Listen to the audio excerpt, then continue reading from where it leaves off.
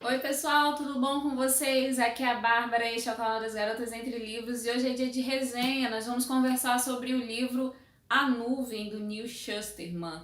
Ele é o nono livro do desafio dos 12 livros para 2020 e tô bem atrasada com esse desafio, mas tudo bem. E eu vim conversar com vocês porque finalmente eu finalizei esse livro e eu quero contar um pouco das minhas impressões sobre a história para vocês. Então, se você estiver curioso e quiser conhecer um pouco mais sobre o livro, vem comigo, sejam todos muito bem-vindos.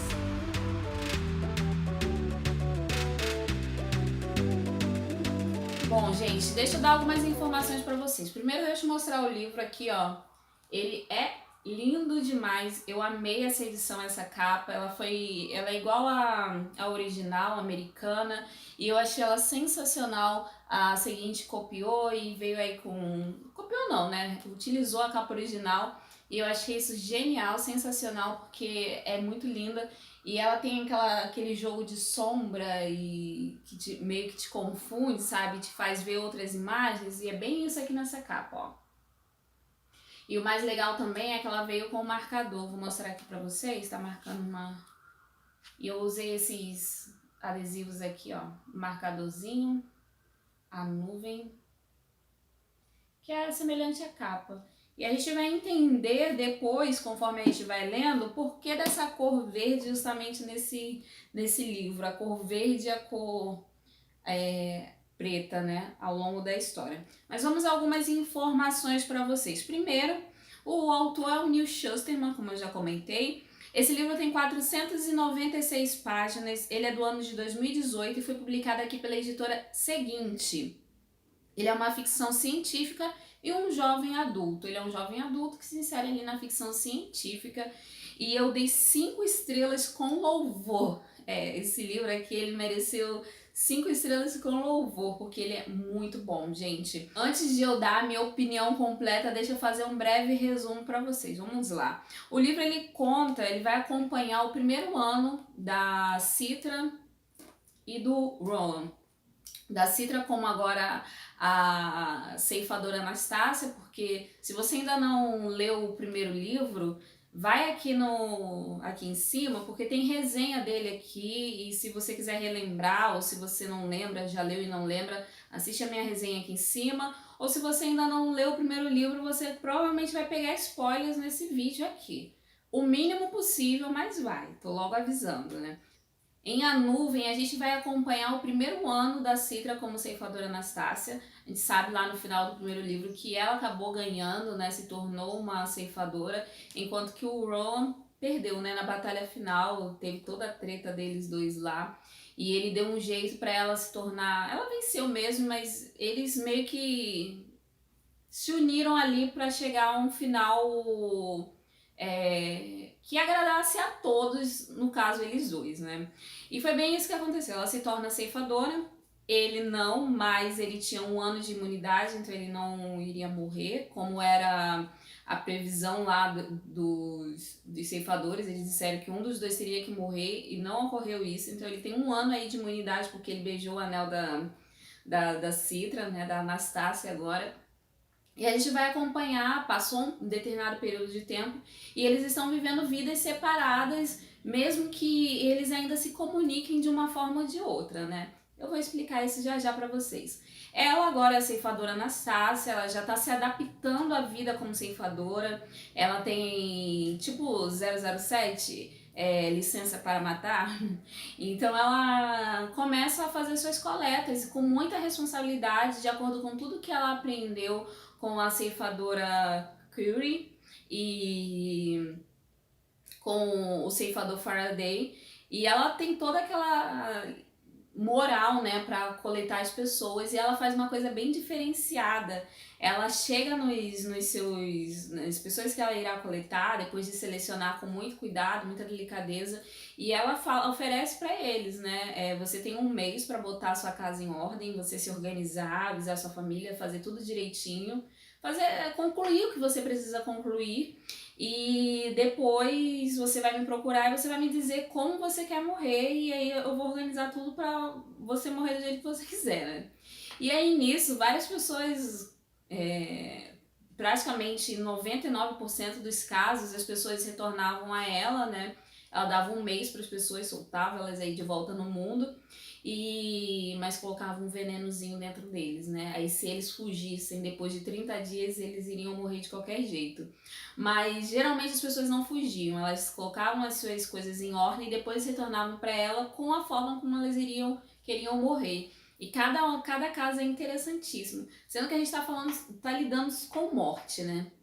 Então, morte ser interessante, nesse livro o Neil Shusterman ele consegue fazer ser interessante.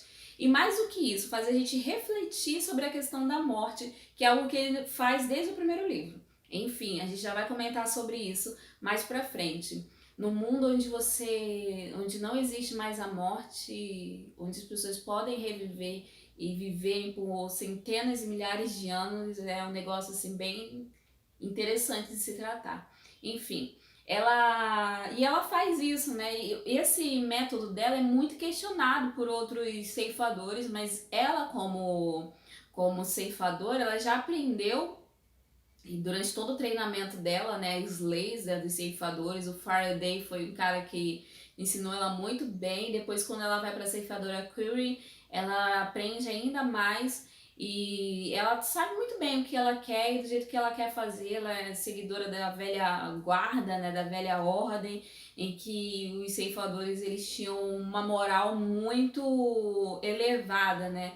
A humildade junto com a moral que eles deveriam resguardar porque eles tratavam com a vida das pessoas, então era uma responsabilidade muito grande deles. E essa é a vida da Anastácia como ceifadora, né? Ela também vai encontrar ali certos aspectos na vida dela como Citra, que são diferenciados, né? Ela está se adaptando a essa vida ainda, né? Então ela tem certas questões ali que precisam ser resolvidas como Citra para deixar essa vida do passado para trás, mesmo como Citra, e se tornar completamente Anastácia, né? Que foi o nome que ela adota como ceifadora, né? Como patrona dela. Enfim, do outro lado da moeda nós temos o Rowan, que fugiu e agora ele tá vivendo uma vida como justiceiro, né? Ele tornou como objetivo de vida dele ir atrás daqueles ceifadores que são maus, né? Não são um bom exemplo para a ceifa, que envergonham a ceifa, que tem N problemas, né? Corrupta, como muitas das coisas feitas pelos seres humanos muitas das organizações feitas pelos seres humanos acabam se corrompendo. A ceifa também não é distante disso.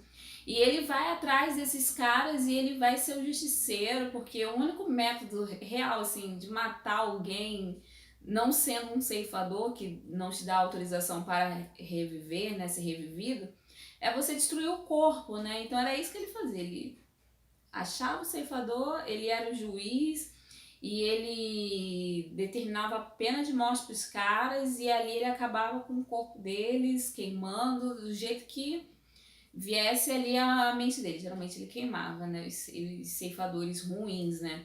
E ele vinha antes dele decidir quem ele iria matar, ele fazia toda uma pesquisa, ele levantava dados sobre esses ceifadores, não era uma busca aleatória, não era qualquer um que ele escolhia, não. Ele tinha que ter uma justificativa ali, né, para ele tomar essa atitude, né, para ele fazer essa lei. Ele era um justiceiro mesmo. Ele passa a usar um manto negro, né, o manto da morte, o único manto que nenhum ceifador usava, ele passa a utilizar. E ele vai atrás desses caras e deixa os ceifadores em polvorosa, porque ele vai ser sinistro e ele vai caçar real. Então quem tava fazendo besteirinha, quem era ruim, ao estilo Goddard do primeiro livro, ele vai lá, vai caçar e vai passar a faca, né? E é isso que nós estamos vivendo com eles dois, né?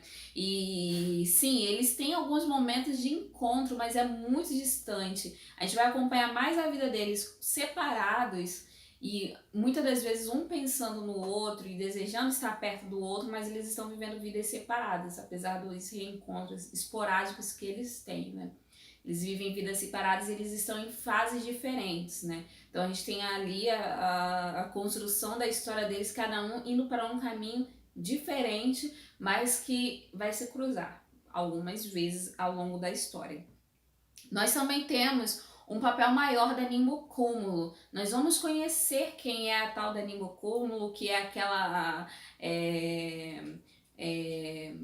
inteligência artificial que passa a governar o mundo, né? A nimbocúmulo, ela é criada e depois de um tempo ela ganha vida própria, né? E ela passa a governar o mundo porque ela é aquela inteligência que reuniu tudo do mundo, de melhor do mundo. Ela é incorruptível, ela é perfeita e ela sabe governar o mundo melhor do que os humanos, né?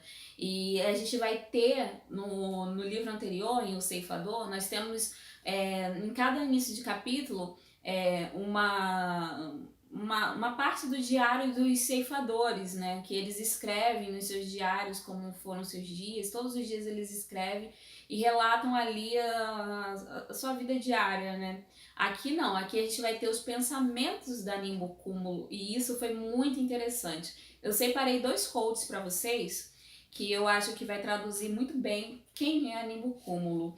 O primeiro diz assim: foi uma escolha minha e não da humanidade criar leis contra a adoração a mim. Não tenho necessidade de ser venerada. Além do mais, isso apenas complicaria meu relacionamento com a humanidade. Na era da mortalidade, a veneração foi oferecida a um número espantoso de figuras divinas. Embora perto do fim dela, a maioria dos fiéis tivesse restringido o espectro a diversas versões de uma única entidade divina. Ponderei se tal ser existe, e assim como a humanidade, não pude encontrar nenhuma prova definitiva além de uma sensação persistente da presença de algo mais, algo maior. Se eu existo sem forma, uma alma cintilando entre 1 bilhão de servidores distintos, não poderia o universo em si ser um espírito cintilando entre as estrelas? Devo admitir que dediquei um número talvez excessivo de algoritmos e recursos computacionais na tentativa de obter uma resposta a essa questão insondável, a nimbocúmulo.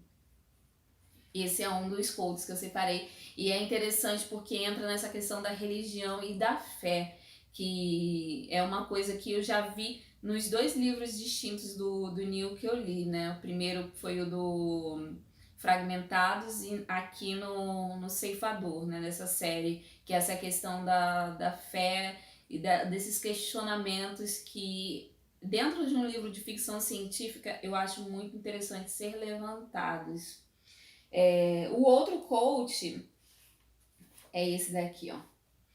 Diz assim: para deixar claro, nem todos os meus atos são perfeitos. As pessoas confundem uma característica com um conjunto de ações. Vou tentar explicar a diferença. Eu, a nimbocúmulo, sou perfeita. Isso é verdade por definição. Não há por que refutar, pois é um fato. Todos os dias, porém, devo tomar vários bilhões de decisões e realizar bilhões de ações. Algumas são pequenas, como apagar uma luz quando não há ninguém no cômodo para economizar eletricidade. Outras são maiores, como induzir um pequeno terremoto para evitar um maior. Mas nenhum desses atos é perfeito. Eu poderia ter apagado aquela luz antes, conservado mais energia. Poderia ter tornado o terremoto um grau mais leve e impedir, assim, que um vaso se espatifasse no chão. Concluí que existem apenas 2 atos perfeitos. São os atos mais importantes que conheço, mas me proíbo de realizá-los e os deixo a cargo da humanidade. São o ato de criar a vida e o de tirá-la. E aí a gente vai entender uma coisa que é muito interessante, que é a questão da relação da nimbocúmulo, a nuvem, com os ceifadores. A ceifa e a nuvem, eles são entidades separadas. Tanto a ceifa não pode interferir em nada que tenha a ver com a nimbocúmulo, como a nimbocúmulo ela não se permite interferir em nada com a ceifa. A ceifa tem ali o poder de tirar a vida, é o único que pode fazer isso. E mesmo a nimbocúmulo vendo tudo, agindo em tudo, podendo fazer várias coisas, ela não se envolve em nada relacionado à ceifa. Todo mundo que está relacionado à ceifa está fora do poder da nimbocúmulo. E isso é interessante, porque a gente vai ver aqui coisa acontecendo que vai entrar em atrito nessa lei. Só que a Nimbo Cúmulo ela é incorruptível.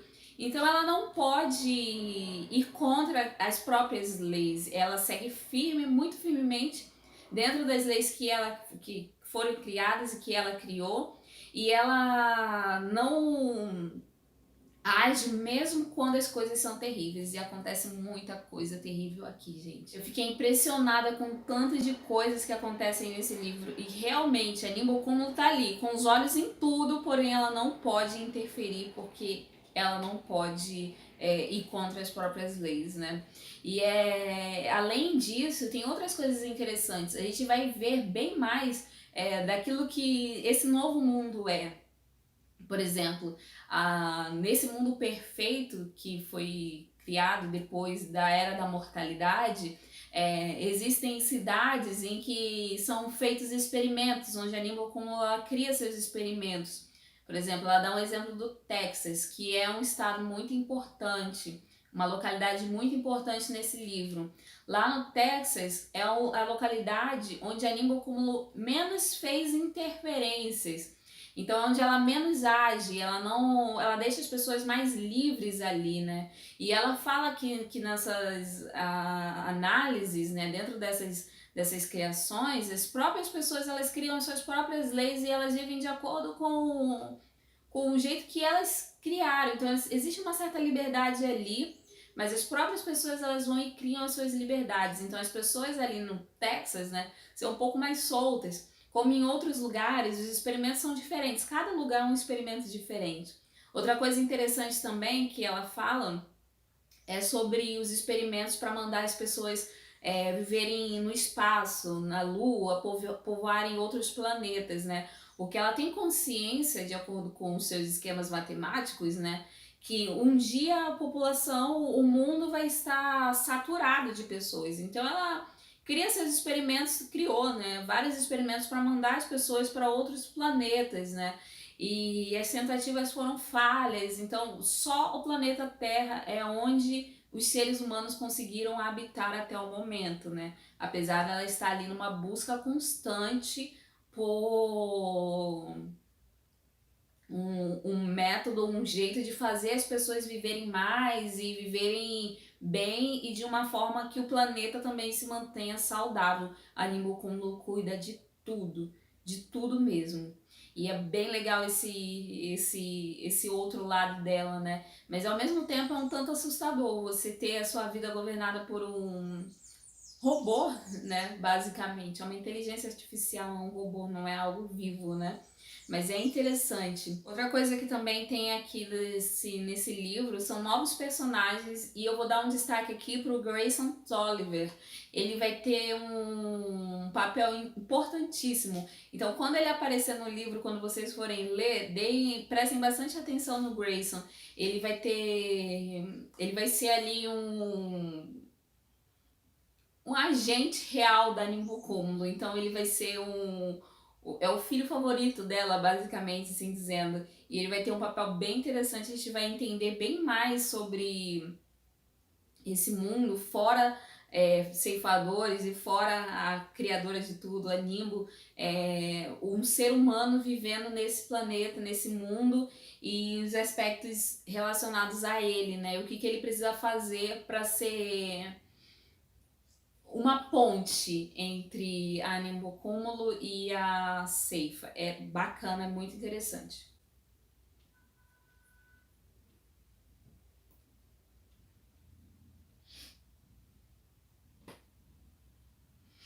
Outra coisa que é importante ressaltar aqui é o papel dos tonistas, que é a única religião que existe ali nesse novo mundo, né?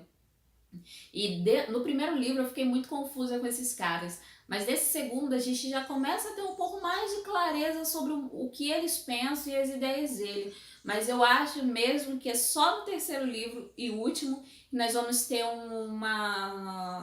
a gente vai entender melhor quem são os tonistas e o papel deles nesse novo mundo, e se realmente o que eles acreditam é real ou não, ou se o que eles acreditam é relevante ou não, né?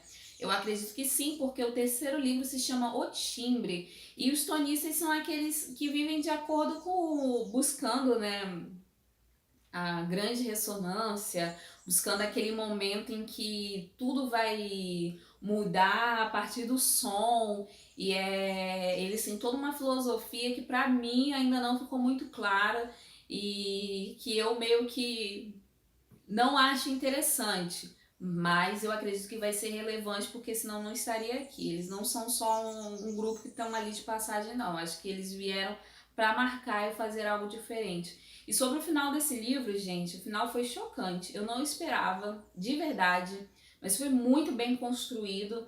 E o que acontece, o final é surreal. Eu terminei o livro, eu fechei a última página e eu falei assim, eu não acredito que tá terminando desse jeito. Eu fiquei assim chocada mesmo, desesperada pelo terceiro livro que eu ainda não tenho, mas irei ter em breve. Mas é genial, é uma construção muito boa. Eu achei que o Neil, ele foi... O primeiro livro foi bom, o terceiro livro está sendo outro. O terceiro não. O segundo livro está sendo um outro nível. Foi um outro nível. E eu acredito que o terceiro, espero, oremos para que seja assim. Ele finalize de uma forma assim que nos deixe satisfeitos com o final de uma trilogia. Eu assim espero, gente. Eu acho a escrita dele muito. É um livro para adolescentes, né? Ele é um jovem adulto. Mas não deixe que isso limite você. Eu acho que é um livro para a gente refletir sobre muita coisa. Eu sei que ele estava sendo adaptado para os cinemas. Eu acho que seria melhor se fosse uma série. Porque tem muita coisa aqui que num filme iria passar batido. Mas numa série seria muito bem explorado. Daria para fazer várias temporadas, porque tem conteúdo. E a escrita dele é realmente para fazer a gente refletir, uma reflexão. Essas questões de vida e morte são muito delicadas e a gente para pensar. É muito interessante e eu acho assim que realmente, gente, para qualquer idade, eu tenho 29 anos e esse livro aqui eu emprestaria para um adolescente. Eu acredito que uma pessoa bem mais velha do que eu também iria gostar dessa história e uma ficção científica de primeira. Eu indico muito para vocês. Por isso que eu dei 5 estrelas com louvor, porque ele merece de verdade. É uma história sensacional, genial e inteligentíssima. Leiam O Ceifador, assistam a minha resenha se você ainda não assistiu, e leiam O Ceifador e A Nuvem, porque vocês vão gostar muito, tá bom? Fica aqui a minha indicação, eu acho que vocês vão gostar de verdade. Cada página tem uma reviravolta interessante, então esse livro é para te deixar bem emocionado. Leiam, tá certo? É isso por hoje, gente. Lembrando que a resenha escrita desse livro vai estar saindo simultaneamente lá no blog, então acessa lá o blog. Não esqueça de se inscrever aqui no canal se você ainda não é inscrito. Se inscreve, clica no botãozinho vermelho e mais importante ainda é ativar as notificações. Então clica no sininho e ativa as notificações para ficar sempre por dentro quando sair vídeo novo, beleza? Lembrando também de você seguir a gente nas nossas redes sociais. E eu vou deixar o link aqui, ó, onde você pode comprar o livro, que você comprando pelo link você ajuda o canal, você ajuda o blog. Compartilhe esse vídeo com o máximo de pessoas que você puder. E eu aguardo vocês semana que vem. Tchau, tchau!